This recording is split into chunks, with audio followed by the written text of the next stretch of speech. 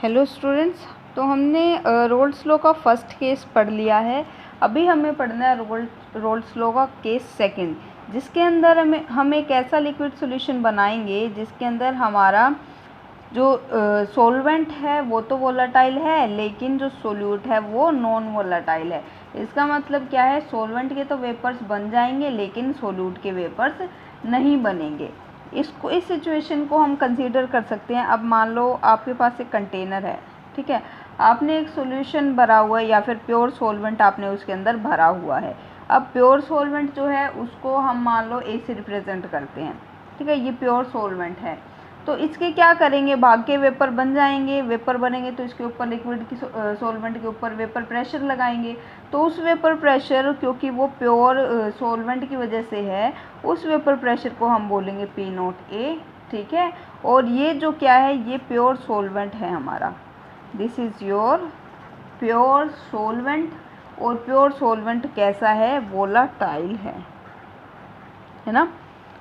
Second हम क्या कर सकते हैं, अब हमने क्या किया, इसके अंदर एक नॉन वोलेटाइल सोल्यूट ऐड कर दिया। नॉन वोलेटाइल सोल्यूट है, इसका मतलब सोल्यूट के वेपर्स नहीं बनेंगे। उस सोल्यूट को हम मान सकते हैं, जो सोल्यूट है उसको हम बी से रिप्रेजेंट कर सकते हैं। और ये कैसा है, दिस इज़ नॉन वोलेटाइल, इसके वेपर नहीं बनते आसानी से। अब क्या होगा, ये हमारा क्या है, सोल्यूशन है, ठीक है। सॉल्यूशन के अंदर ये जो ट्रांसपेरेंट वाले हैं ना, ये तो मान लो सॉल्वेंट के हैं, लेकिन ये भी तो होंगे। तो ऐसे करके क्या हुआ है, अब ये जो ट्रांसपेरेंट वाले हैं ये सॉल्वेंट के मॉलिक्यूल्स हैं, ये भाग के वेपर के अंदर कन्वर्ट हो जाएंगे और क्या करेंगे, वेपर प्रेशर बनाएंगे। लेकिन ये जो है ये वेपर फेज में नहीं जा सकते, तो हम बोल सकते हैं ना कि जो वेपर प्रेशर है उसमें कमी आ गई है। इसका मतलब क्या है, जो हमारा प्योर सॉल्वेंट था उसका वेपर प्रेशर हमेशा ज़्यादा होता है as compare to vapour pressure of solution, है ना, ये बोल सकते हैं हम। तो ये तो विजुअलाइज करने की बात थी। बुक के अंदर कैसे लिखा होता है, बुक की लैंग्वेज में हम ये बोल सकते हैं कि रोल्स लॉ के अकॉर्डिंग जो पार्शियल वेपर प्रेशर था वोलेटाइल कंपोनेंट का सॉल्यूशन के अंदर, वो डायरेक्टली प्रोपोर्शनल था उसकी मोल फ्रैक्शन के। जब सोल्यूट नॉन वोलेटाइल होना तो सिर्फ और सिर्फ सॉल्वेंट मॉलिक्यूल्स वेपर फेज में प्रेजेंट होंगे, और इसीलिए जो वेपर प्रेशर होगा सॉल्यूशन का वो सिर्फ और सिर्फ वेपर प्रेशर होगा सॉल्वेंट की वजह से। तो इस चीज़ को हमें लिखना पड़ेगा, ठीक है। तो ये बहुत इंपॉर्टेंट पॉइंट है, vapour pressure of the solution will be equal to vapor pressure of the solvent in the solution। Solution के अंदर जितना सॉल्वेंट है उतना ही वेपर प्रेशर बन जाएगा, है ना, सॉल्वेंट के मोल फ्रैक्शन जितने हैं। अभी अगर हमने यहाँ पे देखो, यहाँ पे हमने क्या कंसीडर किया है, P0A प्योर सॉल्वेंट का वेपर प्रेशर है। PA अगर हम यहाँ से मान लेते हैं ये वेपर प्रेशर है सॉल्वेंट का सॉल्यूशन के अंदर, ठीक है। तो PA क्या है, vapour pressure of solvent in A solution, ठीक है, जिसके अंदर हमने नॉन वोलेटाइल सोल्यूट ऐड कर रखा है। और इसके जो मोल फ्रैक्शन है वो उसको हम XA से रिप्रेजेंट कर सकते हैं, ठीक है। तो हमने ये बोला है ना, ये सॉल्वेंट की वजह से है सिर्फ और सिर्फ, तो ये हम मान लेते हैं ये हमारा क्या है, PA है। हमें पता है प्योर का हम P0 से रिप्रेजेंट करते हैं और जो सॉल्यूशन है उसको हम सिंपली PA से रिप्रेजेंट यहाँ पे कर देंगे, ठीक है। तो यहाँ पे हमें क्या लिखना है, रोल्ट लॉ लिखना है। रोल्ट लॉ की कैसे लिखा जाएगा, तो उसके लिए हम बोल सकते हैं रोल्ट लॉ क्या होता है, जो टोटल वेपर प्रेशर होगा वो होगा प्योर सॉल्वेंट का वेपर प्रेशर और उसकी मोल फ्रैक्शन, ठीक है। तो इसको सिंपली अब क्या है, पूरा जो टोटल वेपर प्रेशर है हमें पता सॉल्वेंट की वजह से ही है, तो जो टोटल वेपर प्रेशर है वो उसको हम क्या लिख सकते हैं, PA से रिप्रेजेंट कर सकते हैं। तो मतलब यहाँ पे जो टोटल है वो उसको सिंपली हम P लिख सकते हैं। तो ये क्या हो जाएगा, P0A XA, ठीक है। जहाँ P है वो सॉल्यूशन का वेपर प्रेशर है, ठीक है, पूरे सॉल्यूशन का। P0A किसका है, प्योर सॉल्वेंट का वेपर प्रेशर है। और XA क्या है, मोल फ्रैक्शन है सॉल्वेंट की, सॉल्वेंट के मोल फ्रैक्शन, ठीक है। तो आपको ये जो टर्म्स हैं भाई, क्या मतलब कौन सा जो सिंबल है वो क्या रिप्रेजेंट कर रहा है, इसको बहुत ध्यान से समझना है। तो अगर हमारे पास सॉल्यूशंस हैं जिनके अंदर नॉन वोलेटाइल सॉल्यूट्स होते हैं, तो रोल्ट लॉ को हम कैसे डिफाइन करते हैं? हम ये बोलेंगे कि किसी भी गिवन टेम्परेचर पे जो वेपर प्रेशर होगा सॉल्यूशन का, जिसमें हमने नॉन वोलेटाइल सॉल्यूट ऐड कर रखा है, वो डायरेक्टली प्रोपोर्शनल होगा मोल फ्रैक्शन ऑफ सॉल्वेंट। ठीक है, क्यों? क्योंकि सॉल्यूट के तो वेपर बनते ही नहीं हैं, तो ये टोटली डिपेंड करेगा सॉल्वेंट के मोल फ्रैक्शन के ऊपर, है ना। तो इसको आप लिख भी सकते हो।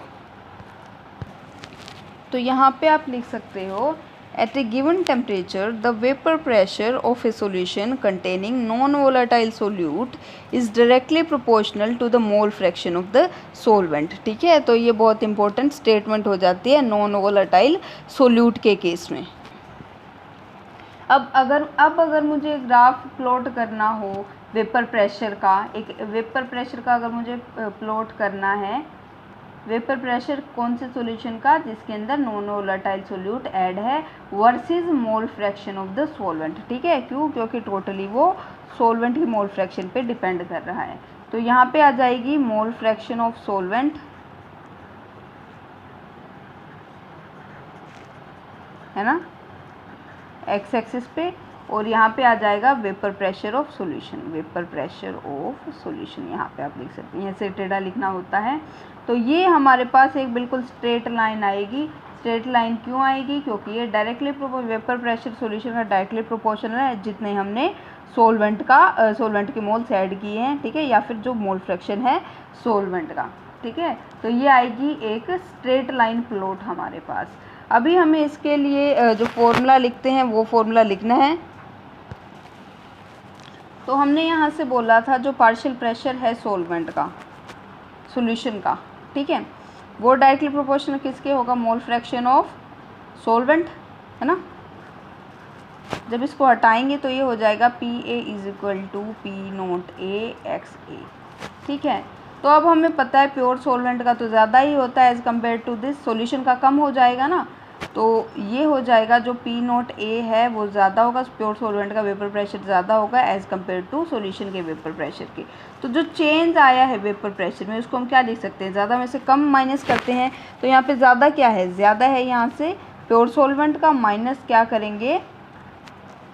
हमारा सॉल्वेंट का माइनस कर देंगे, है ना। तो ये जो डेल्टा P है, अब हमें पता है PA किसके इक्वल होता है? PA होता है यहाँ से P0A XA के इक्वल। तो PA की जगह ये वाली वैल्यू रख दो, P0A माइनस P0A XA, है ना, हो गया ना ये। अब हमें पता है mole fraction of A plus में mole fraction of B is equal to 1 होता है। तो यहाँ पे अगर मुझे यहाँ पे कुछ भी निकालना है, XA निकालना है या फिर XB निकालना है, यहाँ पे क्या दे रखा है? XA निकालना है तो XA हो जाएगा 1 माइनस XB, है ना। ठीक है, तो अब यहाँ पे देखिए, तो यहाँ से एक काम करते हैं, जो हमारा P0A है उसको कॉमन ले लेते हैं। डेल्टा P इक्वल टू हो जाएगा, P0A को हमने ले लिया कॉमन, तो यहाँ से हो जाएगा ये यहीं पे था तो 1 आ जाएगा, 1 माइनस XA। ठीक है, आई होप आप लोगों को कॉमन लेना आता होगा, इतना बेसिक मैथ तो आना ही चाहिए। तो delta P is equal to, अब 1 माइनस XA किसके इक्वल होता है?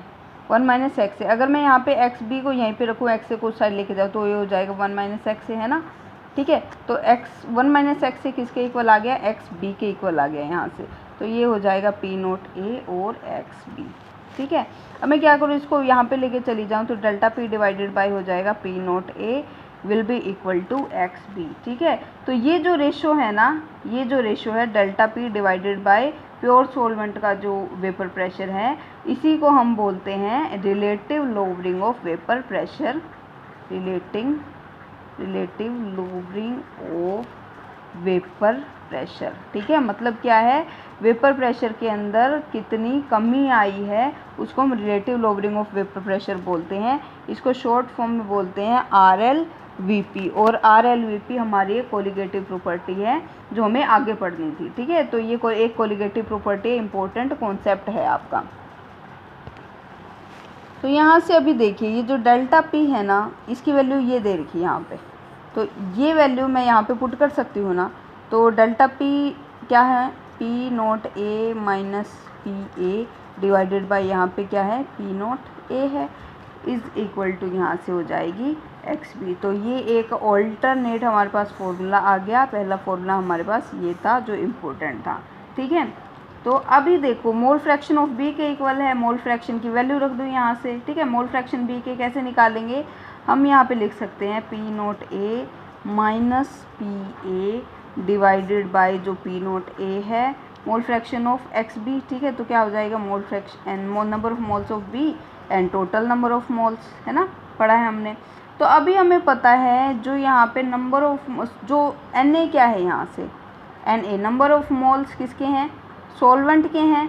Nb क्या है, नंबर ऑफ मोल्स किसके, सोल्यूट के। ये याद रखना, Na किसके लिए, सॉल्वेंट के लिए है, B किसके लिए है, सोल्यूट के लिए है, ठीक है। इनमें अगर कन्फ्यूज़न हो गई तो पूरा कॉन्सेप्ट ख़राब हो जाएगा आपका। तो अब हमें पता है सॉल्वेंट के नंबर ऑफ मोल्स तो बहुत ज़्यादा होते हैं एज़ कम्पेयर टू सोल्यूट, है ना। सॉल्वेंट तो बहुत ज़्यादा होता है। तो हम क्या कर सकते हैं, इसको Nb को नेगलेक्ट कर सकते हैं। Nb को अगर हमने यहाँ से नेगलेक्ट कर दिया तो ये डिवाइडेड बाय किसके आ जाएगा, Na के इक्वल आ जाएगा। तो अप्रोक्सीमेटली बन जाएगा Nb डिवाइडेड बाय Na, है ना। अब हम इसको क्या कर सकते हैं, जो हमारा नंबर ऑफ मोल्स का फॉर्मूला है ना W डिवाइडेड M, वो यहाँ पे रख सकते हैं।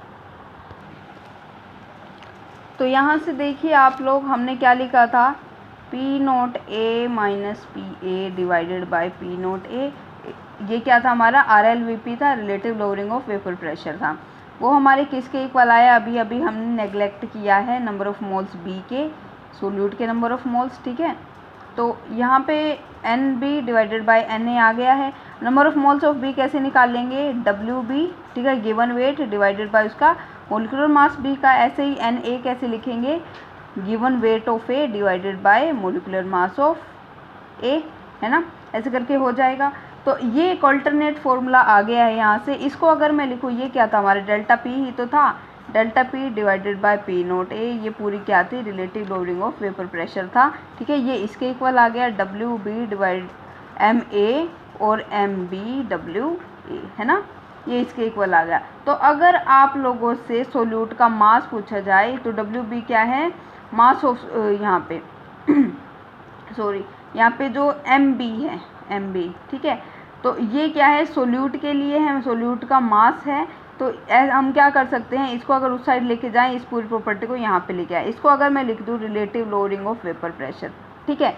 तो ये क्या हो गया, RLVP, हमें पता है इसके इक्वल है। ये आपको याद रखना पड़ेगा सारी चीज़ों को, MBWA, ठीक है। अगर इसको यहाँ पे लेके चले जाए और MB यहाँ से लिख दें, MB को मैंने उस साइड लिख दिया, WBMA डिवाइडेड बाय WA और मल्टीप्लाई में relative lowering of vapour pressure, that means delta P divided by P0A, ठीक है। मैंने जस्ट कुछ नहीं किया, इनको रीअरेंज करके लिखा है।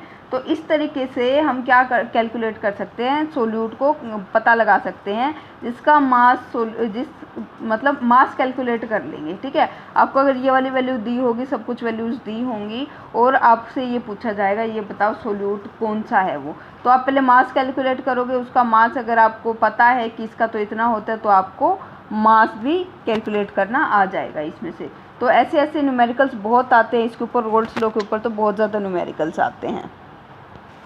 तो अब एक छोटी सी बहुत इंपॉर्टेंट बात ये है कि हेनरी लॉ और रोल्ट लॉ के बीच में कोई सिमिलैरिटी है या फिर कोई डिफरेंस है, वो क्या है, ठीक है। तो हमने अभी भी रोल्ट लॉ पढ़ा। रोल्ट लॉ के अकॉर्डिंग क्या है, वेपर प्रेशर किसी वोलेटाइल कंपोनेंट का सॉल्यूशन के अंदर, उसके लिए हमने एक रिलेशन निकाला है, PA is equal to PA not XA, है ना। और जो हमारा हेनरी लॉ है, हेनरी लॉ के अकॉर्डिंग क्या होता है, P is equal to KH X, है ना। X भी क्या है, हमारा मोल फ्रैक्शन ही तो है। हेनरी लॉ के केस में जो P है, ये प्रेशर क्या है, सॉल्यूशन के ऊपर वाला प्रेशर है। तो डिफरेंस और सिमिलैरिटी क्या है, सबसे पहले तो दोनों के दोनों जो रोल्ट लॉ हैं और जो हेनरी लॉ हैं, ये वोलेटाइल कंपोनेंट के ऊपर लगते हैं सॉल्यूशन के अंदर। दोनों के दोनों लॉ ये बोलते हैं कि जो वेपर प्रेशर है एक कंपोनेंट का, वो प्रोपोर्शनल रहेगा मोल फ्रैक्शन उस कंपोनेंट की, ठीक है। मतलब क्या है, वेपर प्रेशर किसके प्रोपोर्शनल रहेगा, मोल फ्रैक्शन के प्रोपोर्शनल रहेगा। अब थर्ड जो इम्पोर्टेंट पॉइंट है वो है रोल्ट लो। तो क्या बताता है कि जो प्रोपोर्शनैलिटी कांस्टेंट है ना रोल्ट लो के अकॉर्डिंग, तो उसने तो ये बोल दिया कि वेपर प्रेशर होगा प्योर कंपोनेंट का, उसने जब प्रोपोर्शनैलिटी कांस्टेंट हटाया था। लेकिन जब हेनरी लो में हमने प्रोपोर्शनैलिटी कांस्टेंट हटाया था ना, तो वो ये है KH, ठीक है, ये हेनरी कांस्टेंट है और इसको हम एक्सपेरिमेंटली डिटरमिन करते हैं, है ना। तो ये डिफरेंस हैं कुछ, ये डिफरेंस भी इंपॉर्टेंट हो जाते हैं, कोई छोटा सा क्वेश्चन पूछ ही लिया जाता है इस पर। Thank you.